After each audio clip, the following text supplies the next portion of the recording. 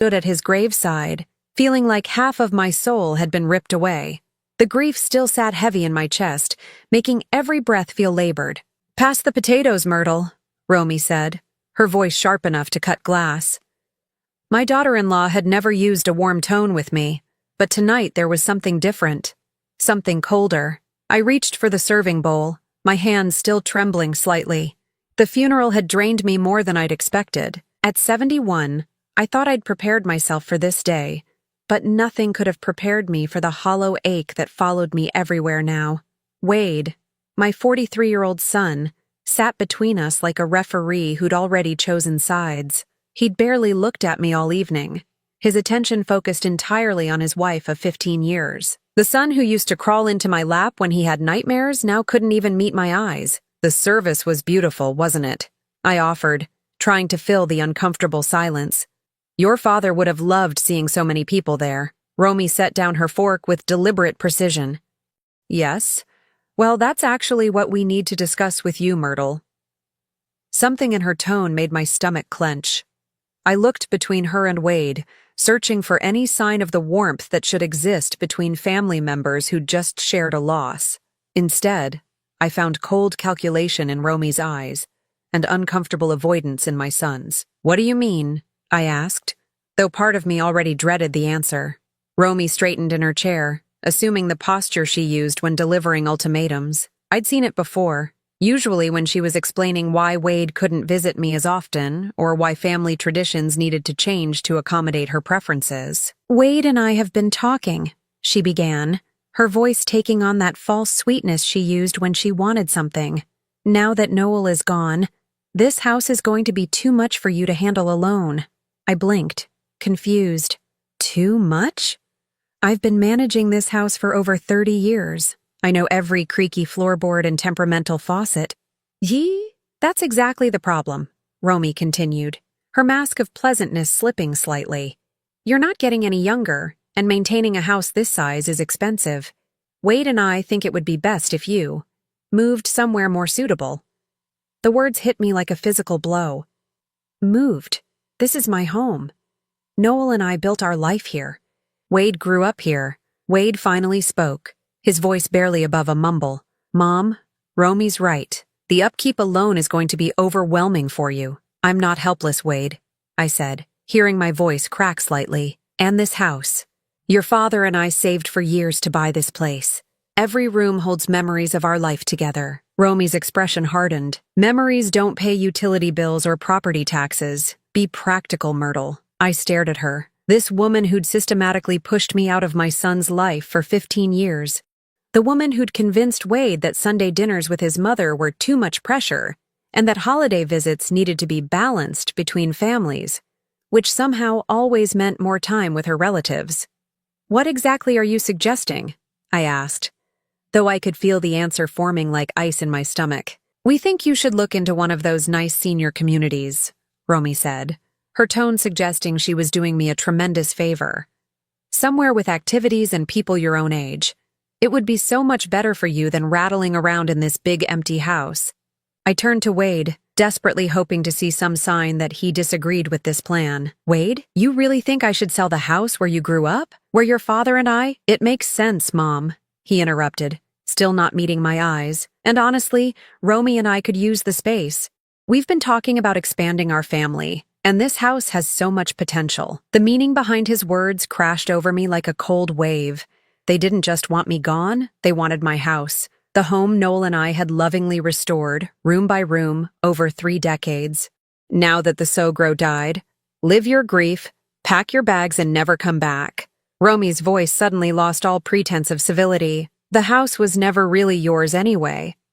The Spanish word for father-in-law rolled off her tongue with casual cruelty, as if she was discussing disposing of old furniture instead of throwing out her husband's mother. Wade looked up then, and for a moment I saw something flicker in his eyes, uncertainty, maybe even guilt. But then he smiled and nodded. "She's right, Mom. This house was Dad's, and now it's mine. You were just living here." I felt my world tilt on its axis, just living here, as if 32 years of marriage, of building a life and raising a family, amounted to nothing more than extended house-sitting. "I see," I said quietly, my voice steadier than I felt. Inside, something was breaking apart, not just my heart, but my understanding of who my son was, who my family was. I stood up slowly, my legs unsteady. "I'll need some time to—" "2 weeks," Romy cut me off. "That should be plenty of time to find somewhere suitable and arrange for movers." 2 weeks. Not 2 months. Not even a reasonable timeline to grieve and plan. 2 weeks to dismantle a lifetime. Wade finally looked directly at me, and what I saw there was worse than anger or hatred. It was indifference. Complete, casual indifference to my pain. "It's for the best, Mom," he said, as if he was convincing himself as much as me. "You'll see." I walked upstairs to the bedroom I'd shared with Noel, each step feeling like I was climbing a mountain. The room still smelled like his cologne, and his reading glasses were still on the nightstand where he'd left them the night before his heart attack. I sat on the edge of our bed and stared at my reflection in the dresser mirror. The woman looking back at me seemed older than 71, her silver hair limp and her blue eyes dulled by shock and grief. In 2 weeks, I would have to leave this room where I'd said goodbye to Noel just 7 days ago. I would have to pack up 32 years of marriage into boxes and surrender it all to a son who'd just told me I'd never really belonged here anyway. But as I sat there in the gathering darkness, something else began to stir beneath the grief and shock. A small, hard kernel of determination. Noel had always been the one who handled our finances, but he'd taught me to be thorough, to pay attention to details. Tomorrow I would start making arrangements. I would call the bank and begin the process of figuring out exactly what I was entitled to. Because if Wade and Romy thought they could just erase me from this family without consequence, they might be in for a surprise. The first thing I needed to do was understand exactly what Noel had left behind, and to whom. The morning sun felt different streaming through the kitchen windows as I sat alone at the breakfast table, nursing my second cup of coffee. 10 days had passed since that awful dinner, and the house felt like it was holding its breath, waiting for me to leave.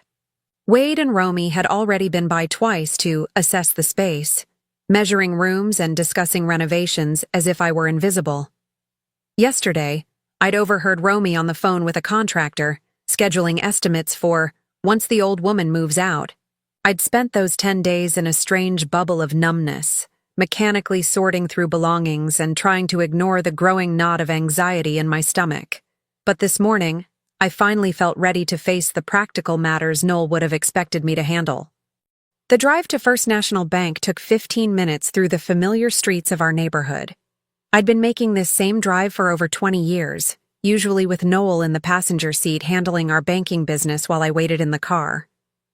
He'd always been protective of our finances, not because he didn't trust me, but because he said it was one less thing for me to worry about. Now I wished I'd paid more attention. Mrs. Patterson, the bank manager, greeted me with the careful sympathy reserved for recent widows. "Mrs. Henderson, I was so sorry to hear about Noel. He was such a gentleman, always asking about my grandchildren."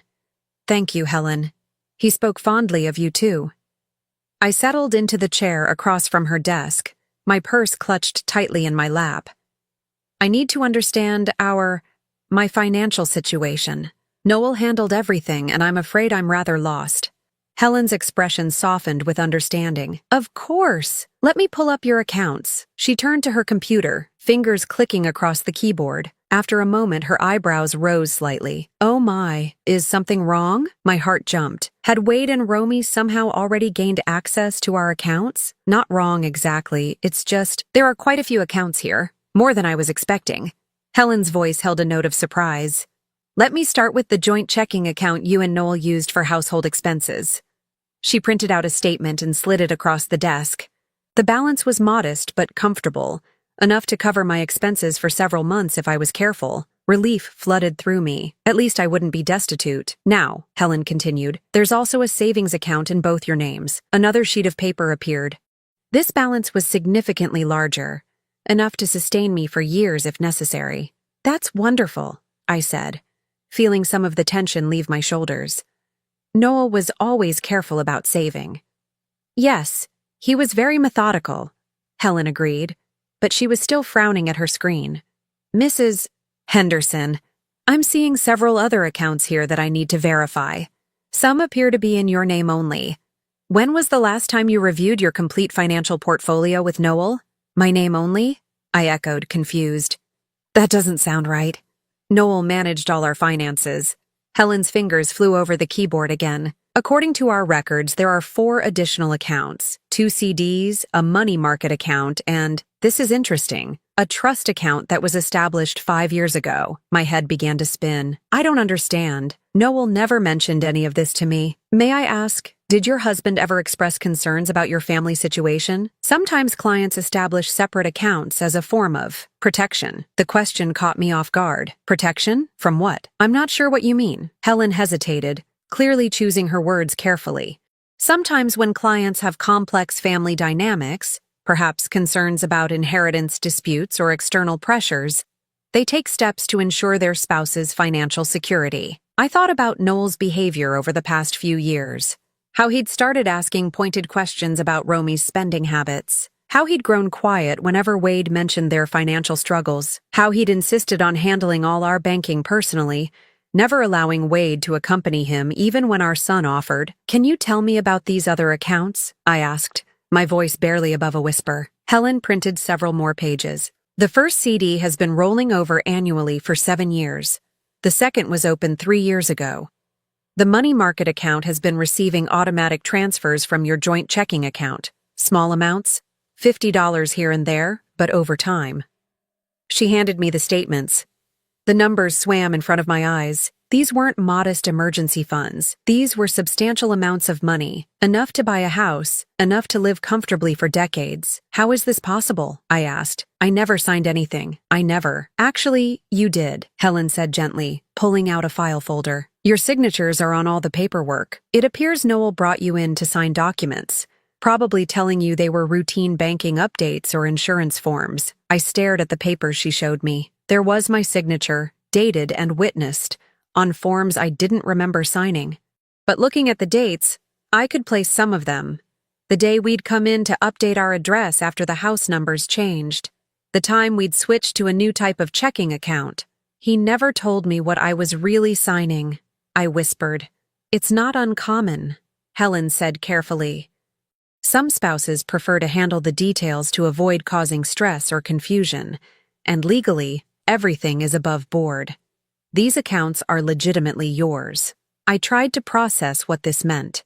While Wade and Romy were measuring my kitchen and planning their renovations, while they were treating me like a burden to be disposed of, I had resources they knew nothing about. There's one more thing, Helen said, her voice even more cautious now. The trust account I mentioned? It's been receiving transfers from a business account for the past 5 years, the Henderson Construction Trust. I believe that was your husband's company? Yes, but Noel sold the business when he retired. Wade said the money from the sale was barely enough to pay off debts. Helen consulted her screen again. According to our records, the business account is still active. There have been regular deposits and then transfers to your trust account. Mrs. Henderson, I think you need to speak with the business accountant. There may be more to your financial picture than you realize. I left the bank in a daze, my purse heavy with account statements and printouts. Instead of driving straight home, I pulled into the parking lot of a small cafe and sat in my car, reading through everything Helen had given me. The numbers didn't lie. Somehow, without my knowledge, Noel had been systematically protecting me. Every account, every investment, every trust fund was structured to ensure I would be financially independent. As I studied the trust account statements, a pattern emerged. The deposits corresponded with Wade's visits over the past 5 years, always larger amounts after Wade had asked his father for small loans or when Romy had hinted about their financial struggles. Noel had been giving our son money, but he'd been protecting an equal or greater amount for me. As if he'd known that someday, I might need to stand on my own. My phone buzzed with a text from Wade. Mom, Romy found a realtor to list the house. We can start showing it next week. Hope you're making progress on finding a place. I stared at the message for a long moment, then looked again at the bank statements in my lap. Wade and Romy were so confident, so certain they held all the cards. They had no idea that their careful plans were built on a foundation they didn't understand. Tomorrow, I would call the business accountant. I would find out exactly what else Noel had left behind. And then I would decide what to do with the knowledge that my husband had loved me enough to ensure I'd never be at anyone's mercy. The grief was still there, as fresh and sharp as ever. But underneath it, something else was growing. A quiet strength I hadn't felt in years. The accounting office of Morrison & Associates sat in a modest strip mall between a dry cleaner and a tax preparation service. I'd never been here before. Noel had always handled the business meetings himself, claiming it was boring paperwork that would only give me a headache. Now I understood he'd been protecting me from more than just tedium. Margaret Morrison looked to be about my age, with steel gray hair pulled back in a practical bun and kind eyes behind wire-rimmed glasses. She'd been handling Henderson Construction's books for over 15 years, and her expression when I'd called yesterday had been carefully neutral. "Mrs. Henderson," she said, gesturing to a chair across from her cluttered desk. "First, let me offer my condolences. Noel was a good man and an honest businessman. I'm going to miss our quarterly meetings. Thank you. I wish I could say I knew him as well in business as you did." I settled into the chair, my new bank statements tucked safely in my purse. "I'm trying to understand our financial situation, and the bank mentioned ongoing business income that I wasn't aware of." Margaret's eyebrows rose slightly. "You weren't aware? That's unusual. Noel spoke about you often, and I assumed." She trailed off, seeming to reconsider her words. "Please, I need to understand what's been happening. My son tells me the business was sold years ago and barely covered its debts." "Sold?" Margaret looked genuinely confused. "Mrs. Henderson. Henderson Construction wasn't sold. It was restructured." She turned to her computer, pulling up files. 5 years ago, Noel transferred ownership of the company assets into a trust, the Henderson Construction Trust. You're listed as the primary beneficiary. The room seemed to tilt slightly. "I'm the owner of the construction company? Well, the trust owns it, and you own the trust. It's been quite successful, actually. Your husband was very careful about the contracts he accepted after the restructuring. Smaller jobs, reliable clients, steady income rather than the boom and bust cycle of larger commercial projects." She printed out several pages and handed them to me. "These are the profit and loss statements for the past 5 years. As you can see, the company has been generating consistent revenue." I stared at the numbers, my hands trembling slightly. The annual profits were substantial, more than enough to explain the regular deposits I'd seen in the trust account statements. "But Noel retired," I said weakly. "He wasn't working anymore." "He stepped back from the day-to-day operations, yes, but he maintained oversight and handled the larger strategic decisions.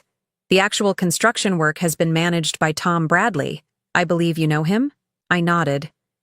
Tom had worked for Noel for over 20 years, starting as a young apprentice and working his way up to foreman. He'd been at the funeral, one of the few people there who'd seemed genuinely grief-stricken. "Tom has been essentially running the company for the past 5 years, Margaret continued. "Noel structured it so that Tom receives a percentage of the profits as a performance bonus, which has kept him motivated and loyal. It's been a very successful arrangement." Why didn't Noel tell me any of this? The question came out as barely a whisper. Margaret hesitated, clearly uncomfortable. "Mrs. Henderson, this might not be my place to say, but Noel was concerned about family pressures. He mentioned that your son had been struggling financially and that his wife had expensive tastes. Noel worried that if the family knew about the continued business income, there would be expectations and demands that might compromise your future security." The pieces were falling into place with devastating clarity. Every time Wade had asked his father for a loan, every time Romy had made comments about how comfortable we seemed, Noel had been calculating how to help our son without sacrificing my future independence. "He was protecting me," I said, the words heavy with realization. "He was protecting both of you in different ways." Margaret said gently. The loans he made to Wade over the years were substantial, but they came from the business operating account, not from your personal assets, and he was very careful to document everything properly. She pulled out another file folder. These are copies of all the loan agreements between the business and your son. Noel insisted on treating them as formal business transactions, with payment schedules and interest rates. I opened the folder with shaking hands. Page after page of loan documents, each one signed by both Noel and Wade.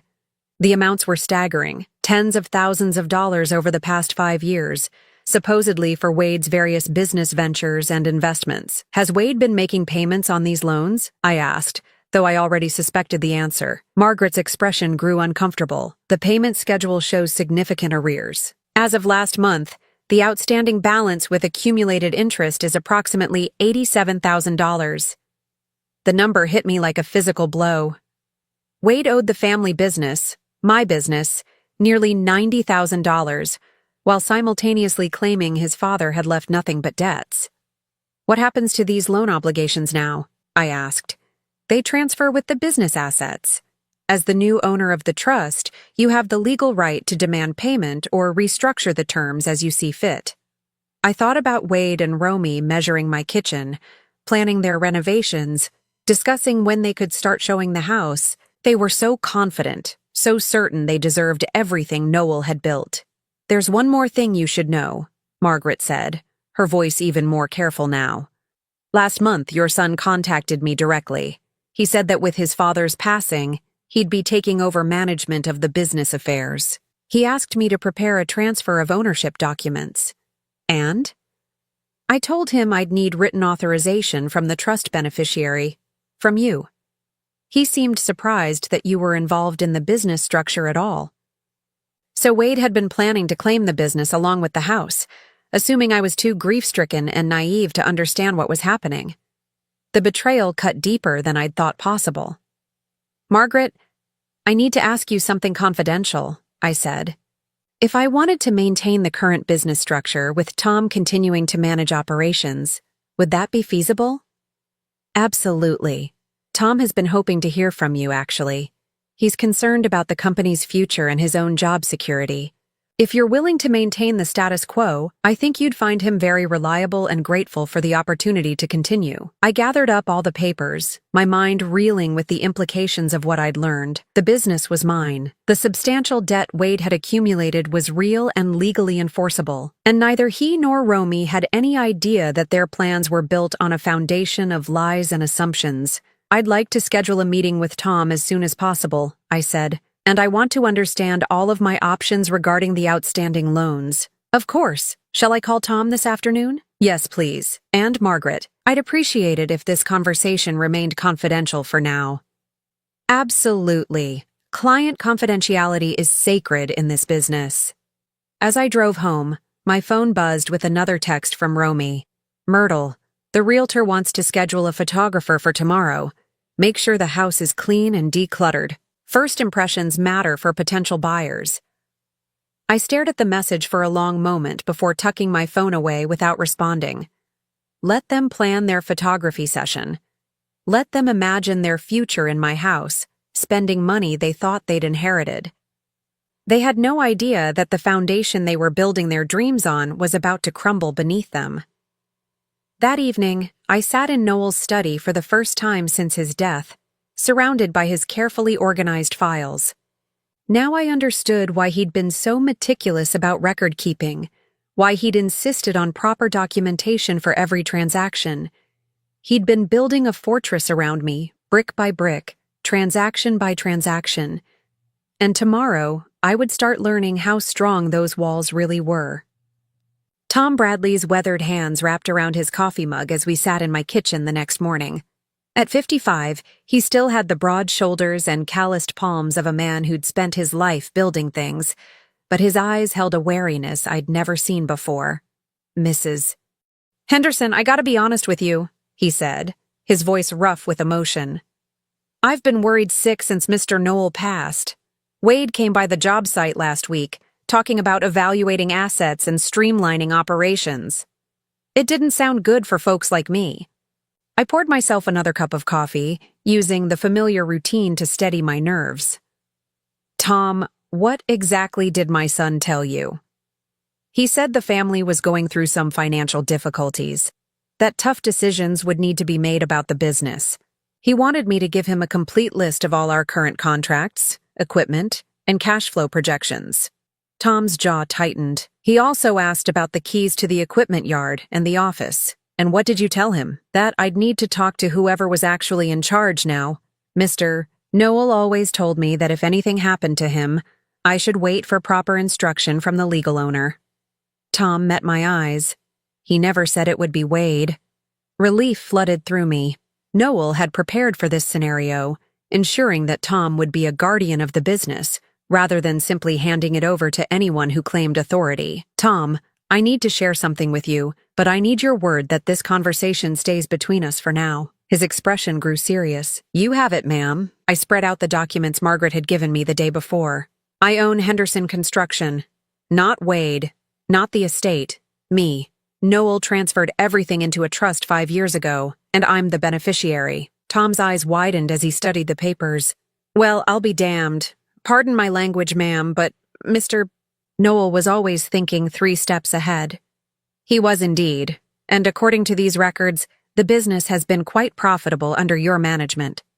A flush of pride crossed Tom's features. We've built a good reputation, Mrs. Henderson. Steady clients, quality work, fair prices. Mr. Noel taught me that repeat customers are worth more than any single big score. I want you to continue exactly as you have been, I said, but I need to understand something. Wade has been less than honest about the family's financial situation. Can you tell me about any interactions you've had with him regarding business matters? Tom's expression darkened. There have been several over the years. He'd come around when Mr. Noel wasn't there, asking about cash flow, wanting to know about upcoming payments from clients. A couple times he suggested that maybe the business could help him out with some temporary funding for investment opportunities. And what did you tell him? That he'd need to talk to his father. I'm not stupid, Mrs. Henderson. I could see what was happening. Tom's voice grew harder. Last year, he actually showed up at the bank the same day we deposited a big payment from the Morrison office building project. Just coincidence, he said. But he was mighty interested in talking to the teller about the deposit. My stomach clenched. Wade had been monitoring the business income, probably trying to time his requests for loans to coincide with maximum available cash. Tom, I want to ask you something, and I need complete honesty. Do you think Wade understands how much money has been flowing through this business? Tom was quiet for a long moment, considering. I think he knows it's more than your family let on, but I don't think he knows the full extent. Mr. Noel was very careful about keeping business and personal finances separate, at least on paper. What do you mean? Well, your husband was smart about it. When Wade would ask for help, Mr. Noel would tell him the business was struggling, that margins were tight. But then he'd find a way to help anyway, usually as a loan from the business account rather than from his personal funds. Tom pulled out his own small notebook, worn from years of use. I keep track of everything, Mrs. Henderson. It's a habit Mr. Noel taught me. According to my records, Wade has received payments totaling about $93,000 over the past 5 years. The number was even higher than what Margaret had shown me. Payments? Not loans? That's what I mean about Mr. Noel being smart. He'd structure them as loans on paper, with payment schedules and everything. But he never actually enforced the payment terms. Wade would miss a payment, and Mr. Noel would just let it slide. So Wade thinks he owes nothing. Wade acts like he owes nothing, Tom corrected. Whether he really believes it or just pretends to believe it, I can't say. As if summoned by our conversation, I heard a car door slam in the driveway. Through the kitchen window, I could see Wade's Honda Pilot parked behind Tom's work truck. That's my son, I said quietly. I don't want him to know we've been talking about business matters.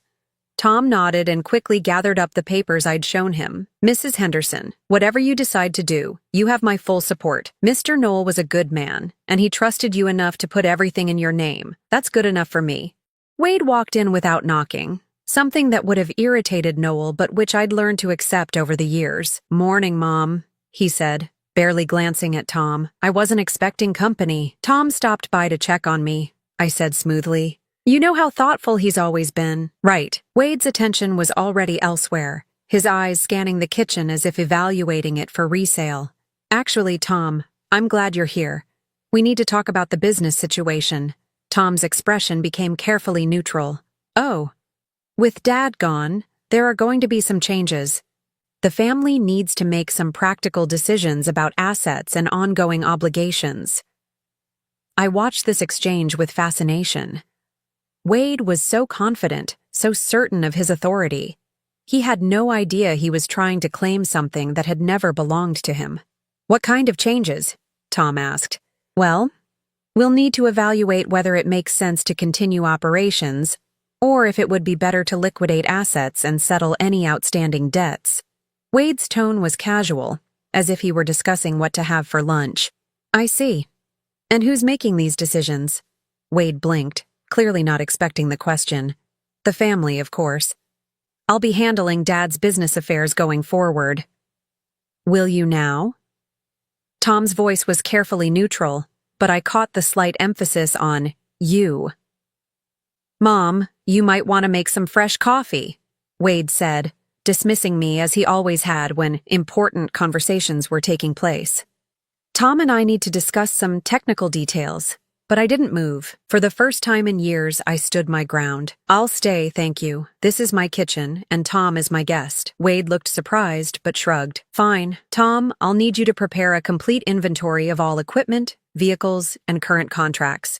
I'll also need access to the business accounts, so I can assess the financial situation. I'd be happy to help with that, Tom said carefully. Who should I coordinate with regarding authorization for account access? With me, obviously. And you have the legal authority to access Henderson construction accounts because... Wade's confidence wavered slightly. Because I'm Noel Henderson's son and heir. I see. And do you have documentation showing that you're authorized to act on behalf of the business? The kitchen fell silent, except for the ticking of the old clock above the sink. Wade's face was reddening, and I could see him struggling between irritation and uncertainty. Look, Tom, I don't think you understand the situation here, Wade said, his voice taking on the condescending tone he used when he felt challenged. This isn't a hostile takeover. I'm trying to clean up Dad's affairs and make sure everyone gets taken care of. But I can't do that if you're going to make things difficult. I'm not trying to make things difficult, Tom replied evenly. I'm just trying to understand who I'm supposed to be taking orders from. Your father was very clear about proper procedures and documentation. Wade turned to me, clearly expecting support. Mom, explain to Tom that I'm handling Dad's business matters now. I looked at my son, this man who was planning to sell my house out from under me, who had accumulated nearly $90,000 in debt while claiming his father left nothing behind, and made my choice. Actually, Wade, I think Tom is right to ask for proper documentation, I said quietly. Your father was always very careful about these things. Wade stared at me as if I'd grown a second head. What are you talking about? I'm talking about making sure everything is handled properly and legally. Surely you can understand the importance of that. For the first time since this conversation began, Wade looked uncertain, and watching that uncertainty creep across his features, I felt something I hadn't experienced in years: power. The phone call came at 7 in the morning, 3 days after my confrontation with Wade in the kitchen. I'd been expecting it. You can't question someone's assumed authority without consequences, especially when that someone is used to getting his way. Mom, we need to talk. Now. Wade's voice was tight with barely controlled anger. Romy and I are coming over. It's rather early, don't you think? This can't wait. We'll be there in 20 minutes. The line went dead before I could respond. I took my time getting dressed, choosing a navy blue dress that Noel had always said made me look dignified. If this was going to be a confrontation, I intended to face it properly. They arrived exactly 20 minutes later, Romy's heels clicking aggressively on the front porch. I opened the door before they could knock, maintaining the small advantage of being the hostess in my own home. Good morning, I said pleasantly, as if this were a social visit. Romy pushed past me into the living room, her designer purse clutched like a weapon. Wade followed, his face grim. They both remained standing, positioning themselves between me and the door in what I recognized as an intimidation tactic. Mom, I don't know what kind of game you think you're playing, Wade began. But Tom Bradley called yesterday and said he can't provide me with business information without proper authorization. What did you tell him? I settled into Noel's favorite armchair, the one with the best view of the room. I told him to follow proper procedures. Your father would have expected that. Proper procedures? Romy's voice was shrill. Wade is Noel's son and heir. What more authorization does anyone need? Legal authorization, I said calmly. The kind that comes with actual ownership. Wade's eyes narrowed. What are you talking about? Dad's will leaves everything to the family. I'm the executor, which means I handle all the assets until probate is settled. Actually, Wade, that's not quite accurate. I reached for the folder I'd placed on the side table, the one containing all the documents Margaret Morrison had given me. Wade and Romy both tensed as I opened it. Your father's will does indeed leave his personal possessions and this house to the family, I continued, but Henderson Construction isn't part of his estate. It hasn't been for 5 years. What are you talking about? Wade demanded. I pulled out the trust documents and set them on the coffee table between us. Henderson Construction has been owned by the Henderson Construction Trust since 2019. I am the sole beneficiary of that trust. The silence that followed was deafening. Romy reached for the documents first, her manicured fingers shaking as she scanned the legal language. Wade read over her shoulder, his face growing pale. This is impossible, Romy whispered. You don't know anything about business. You never even balanced a checkbook. You're right, I didn't. Your father handled all of that. But apparently, he understood things about our family situation that I was too naive to see. Wade sank onto the sofa as if his legs had given out. But the business was struggling. Dad always said margins were tight, that there was barely enough to keep operations running. The business has been quite profitable, actually. Here are the financial statements for the past 5 years. I handed him another set of papers. Watching Wade's face as he processed the numbers was like watching someone realize they'd been playing chess while everyone else was playing checkers. These profits. Wade's voice was barely audible. Where did this money go? Some of it went to you, Wade. Quite a lot of it, actually. I pulled out the loan documentation. $87,000 over 5 years, to be precise. Romy grabbed the loan papers, her eyes scanning frantically. These say loans. Wade, you told me those were gifts. You said your father was helping us get established. They were gifts, Wade said, but his voice lacked conviction. Dad never asked for payments. He never even mentioned payment schedules. Actually, he did, I said quietly. Margaret Morrison has copies of every conversation, every missed payment, every time your father chose to extend the terms rather than demand what you owed. I watched as the reality of their situation began to sink in. Wade had built his financial life on the assumption that his father's generosity would continue indefinitely. He'd probably borrowed against those expectations, made commitments based on money he thought was his. But this doesn't change anything, Romy said suddenly, her voice taking on a desperate edge. The house still goes to Wade. That's worth more than some little construction business. Is it? I asked mildly. Romy's eyes flashed with something between anger and panic. Don't play games, Myrtle. This house is worth at least $400,000. You're right. It's a lovely property. Of course, there is the matter of the mortgage. Wade looked up sharply. What mortgage? Dad said the house was paid off. It was. But 18 months ago, your father took out a home equity loan. Quite a substantial one, actually. I pulled out the final set of documents, the ones I'd discovered in Noel's study just yesterday, filed carefully in a folder marked Emergency Funds. A home equity loan for $350,000, I continued. The proceeds were transferred into the Henderson Construction Trust account, which means they became part of my inheritance. Romy's face went white. That's not possible. We would have known. We would have had to sign. Your father was the sole owner of the house at the time, I interrupted. I was listed as a spouse with rights of survivorship, but not as a co-owner. He didn't need anyone else's signature. Wade stared at the loan documents like they were written in a foreign language. But why would he do this? Why would he mortgage the house just to put money in a business account? For the first time since this conversation began, I allowed my carefully controlled emotions to show. Because he was protecting me, Wade. He was making sure that no matter what happened, I would have financial security. Protecting you from what? Wade's voice was hoarse. From this, I said, gesturing to the scene in front of me. From being thrown out of my own home by family members who saw me as a burden instead of a person. From being left with nothing while everyone else claimed what they thought they deserved. Romy's composure finally cracked completely. You manipulated him. You convinced a dying man to change everything. Your father wasn't dying when he set up these trusts, Romy. He was planning, and the fact that he felt the need to plan for this scenario should tell you something about how he viewed our family dynamics.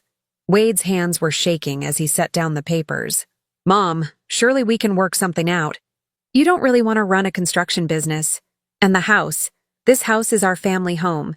It should stay in the family. It is staying in the family, Wade. It's staying with me. But the mortgage payments, Romy said desperately. How will you afford the mortgage payments?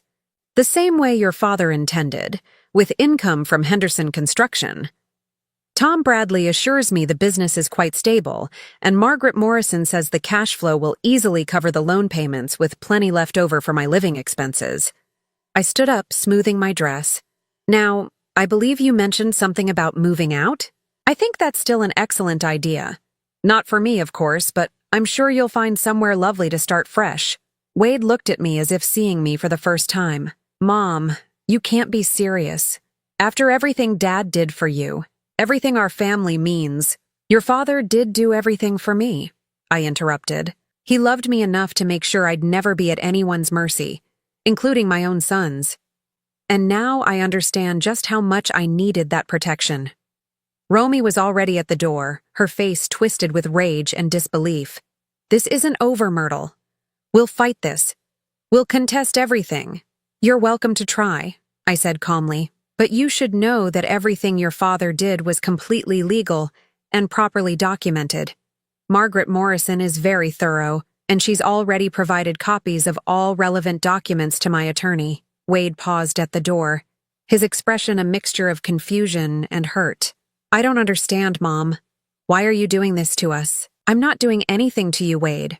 I'm simply refusing to let you do it to me. After they left, I sat alone in the sudden quiet of my house, and felt something I hadn't experienced in decades. For the first time since I was a young woman, I was completely financially independent. I owed nothing to anyone, and no one could take away what I had. Noel had given me more than money. He'd given me freedom. 6 months later, I stood on the deck of my new oceanfront cottage, watching the morning sun paint golden streaks across the Pacific. The sound of waves against the rocks below had become my daily symphony, replacing the familiar creaks and settling sounds of the old house. The cottage in Mendocino was smaller than the family home, but it was entirely mine.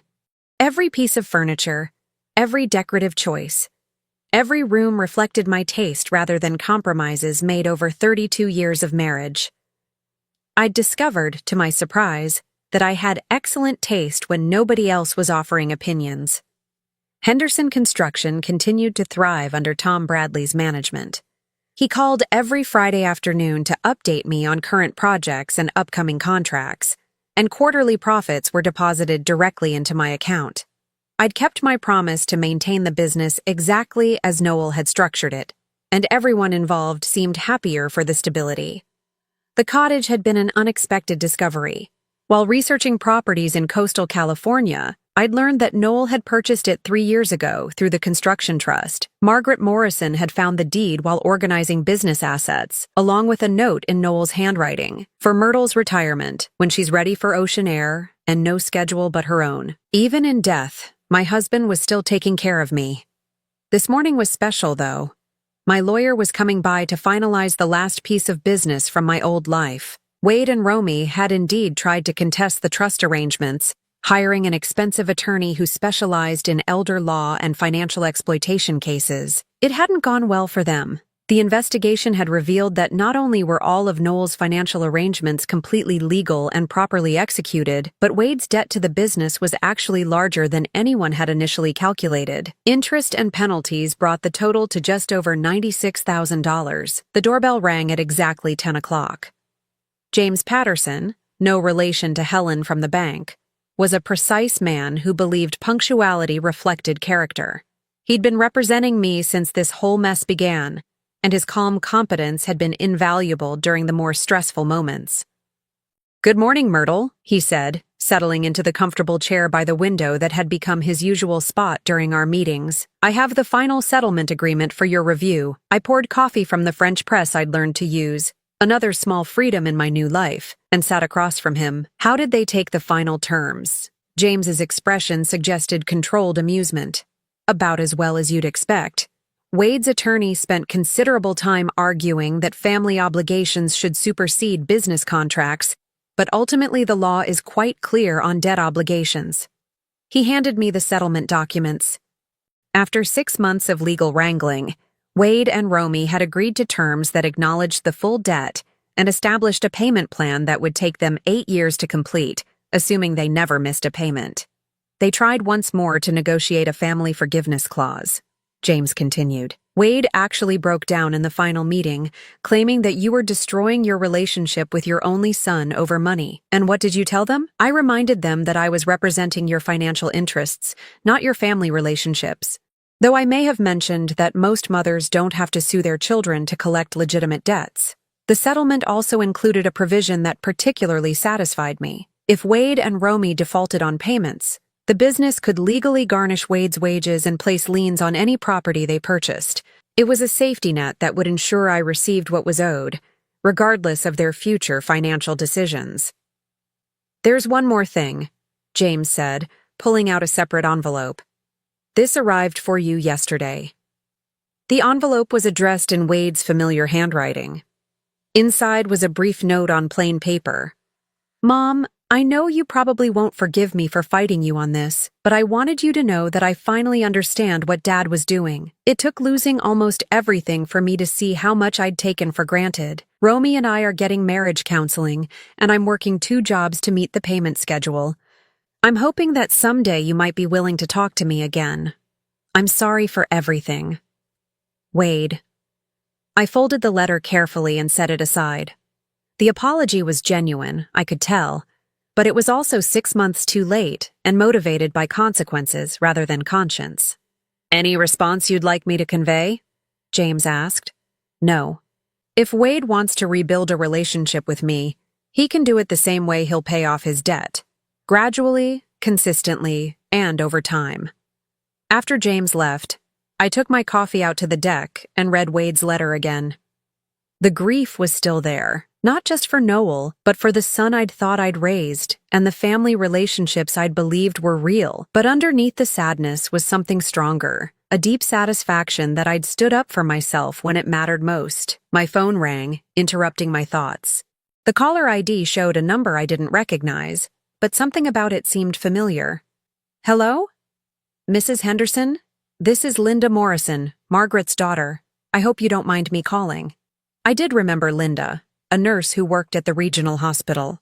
Margaret had mentioned her occasionally during our meetings. "Of course not, dear. How can I help you?" "Well, it's actually how you might help us.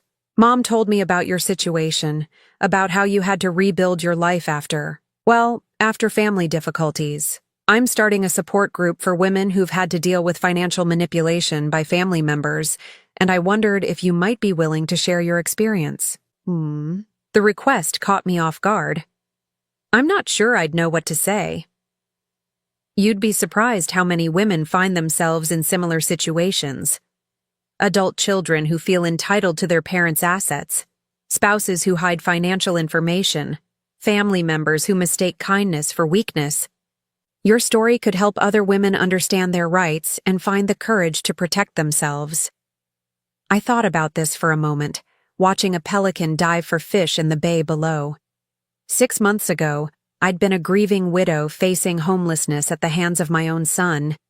Today, I was financially independent, living exactly where I wanted to live, accountable to no one but myself. "When would you like me to speak?" I asked. "Really? You'll do it?" "I think I will, but not about revenge or legal battles. I want to talk about the difference between being a loving family member and being a doormat, about the importance of understanding your own financial situation, about the gift Noel gave me when he protected my future, even from our own son. We scheduled the speaking engagement for the following month. After hanging up, I realized that helping other women navigate similar situations felt like a purpose, a way to honor both Noel's protection and my own hard-won independence. That evening, I did something I'd started doing every night since moving to the cottage. I sat on my deck with a glass of wine and watched the sunset, taking time to appreciate the simple fact that this view, this peace, this freedom was entirely mine. No one could take it away from me. No one could vote me out of my own life. No one could decide I was disposable. The cottage was quiet except for the ocean's rhythm and the distant call of seabirds settling in for the night. Tomorrow, I would tend to my garden, maybe drive into town for lunch at the little bistro where the owner always saved me the table by the window. Simple pleasures that belonged entirely to me. Wade's debt would be paid eventually, whether he managed it responsibly or the business had to garnish his wages. The legal settlement ensured that justice would be served regardless of his choices. But the real victory wasn't financial.